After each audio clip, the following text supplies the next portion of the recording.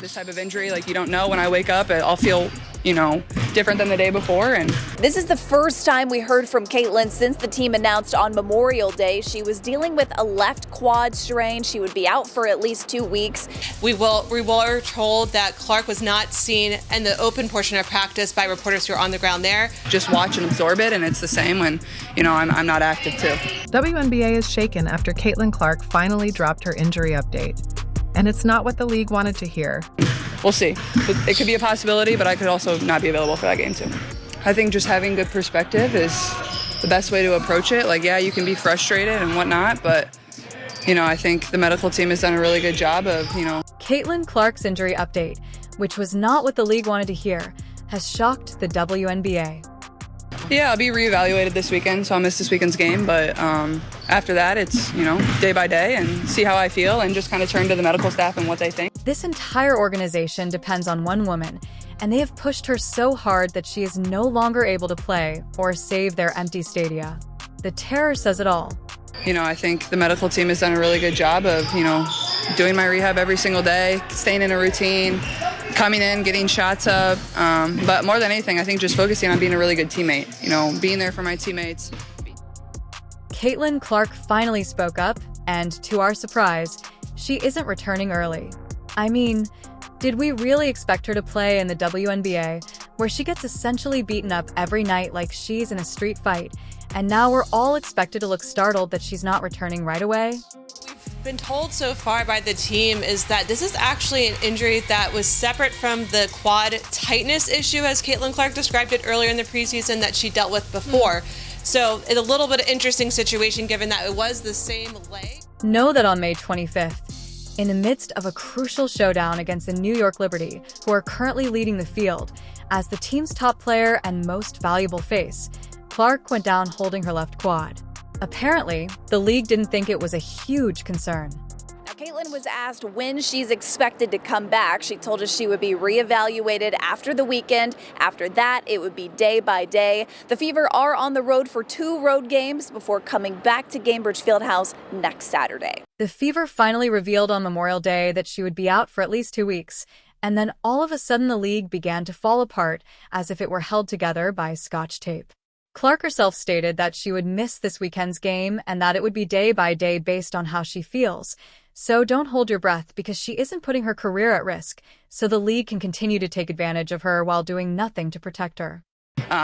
So I think that's just kind of been the time for me to really find some patience, and I've never been a patient person my entire life, so this has definitely tested me a little bit, but I think it's going to be really good for me. And like I said, I've just tried to approach it in the best way I possibly can. I can't change it. The reevaluation date is June 9th. And let's face it, nobody is expecting her to return like in a Marvel movie comeback. She is a human, not a marketing machine, and this injury has obviously pushed her patience to the limit. But what is Caitlin doing while she is out? I suppose the league is blaming gravity, and the fans are furious. The June 7th game against the Chicago Sky was supposed to be a blockbuster, and yes, but ticket prices fell off a cliff. A hat of Benizos is from 80 plus to 14. That's not just a dip, it's a full-blown fire sale. People actually canceled trips, got their money back, and hotels said it wasn't worth the gas money. To be honest, I don't blame them for paying top dollar to watch Angel Reese run around acting like she's in a Gatorade commercial while the league's real star is out due to a broken quad. The girl is spectacular. It's not like she's not a scrub, she's not only can play, she's a star caliber player who draws this attention. The internet was finally making sense when hashtags like Deus Protect Our Players and Boycott WNBA went viral on social media. One tweet, which received thousands of retweets, said, "Why support a league that can't protect its brightest star? Fans are done being quiet. They're angry and they have receipts. WNBA's trash." Fever ticket prices generally plummeted, falling from an average of $137 to $80. This isn't a marketing problem. Rather, it's a league-wide meltdown which occurs when the person who is representing your entire brand collapses and everyone realizes, oh wait, there's no backup plan, just vibes. When a player is injured, if the other team knows that a player is injured, they will go at that player. The league essentially gave her a pat on the back instead of holding her accountable for some of her egregious transgressions, saying things like, Nice job nearly beheading someone. Here's a sticker. The WNBA's review system is so flawed that it might as well be run by Magic 8 Balls. What are we doing here? Between Reese's staged drama and Carrington's careless attacks, the WNBA's garbage, and let's not even discuss the WWE cosplay taking place during these games. It appears more like a staged smackdown than professional basketball players are falling like dominoes, and the league is merely observing from the sidelines while tweeting motivational quotes when Just focusing on being a really good teammate, being there for my teammates, being a voice for them, because that's what I am when I'm playing. So you got to still be that consistent voice when I'm sitting on the bench. So I try to do that as much as I can for them, and just try to be there for them, I think, has been my focus. Let's call it what it is. Caitlin Clark is gone. The WNBA is exposed. The hype has faded. The seats are empty, and the tickets are less expensive than a Happy Meal. Angel Reese is still acting like she's in a celebrity rivalry, but without Caitlin, she's essentially shouting into thin air, and Carrington is out there mistakenly believing that people's heads are basketballs. Season about playing quick, playing with pace, pushing the ball up the court, everyone run. They weren't doing that, especially in the last two. The Indiana Fever went 1-2 in her. This is negligence, not competition, and the league, not Clark, is responsible for fixing it. However, given the current state of affairs, the only thing the WNBA is defending at the moment is its own denial. Let's not mince words.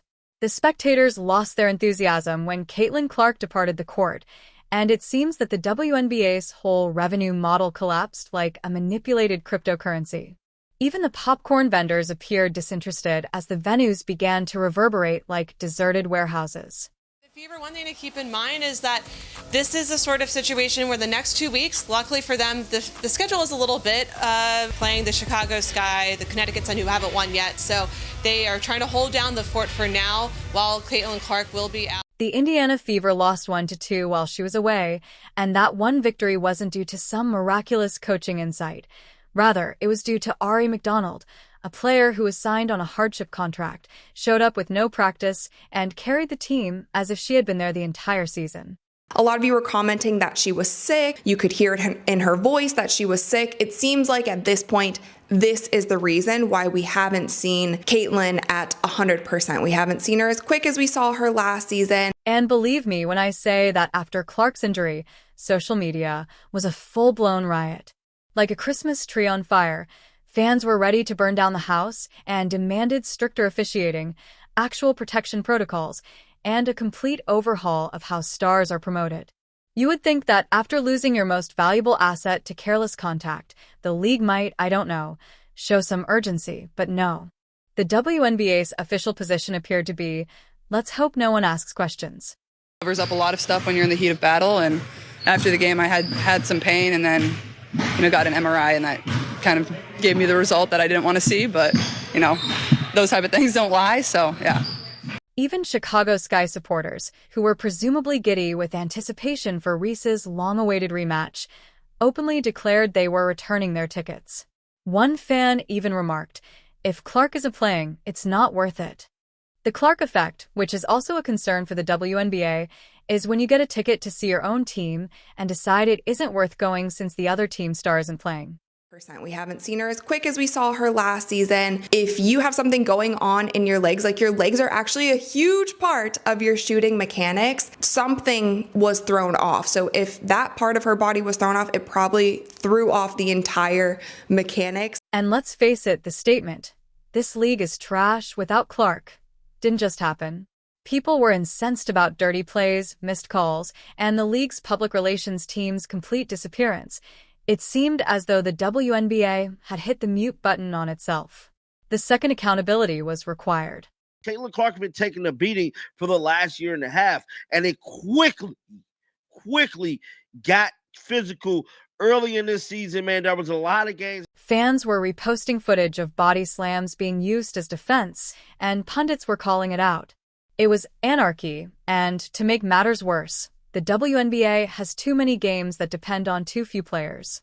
Where is the enthusiasm for Sabrina Ionescu, and where is the support for A.A. Wilson? If the league had known how to develop stories around multiple characters at once, even Angel Reese's performance-related shenanigans might have been appropriately elevated. Instead, We have a league that is currently hanging off one cliffhanger with no end in sight.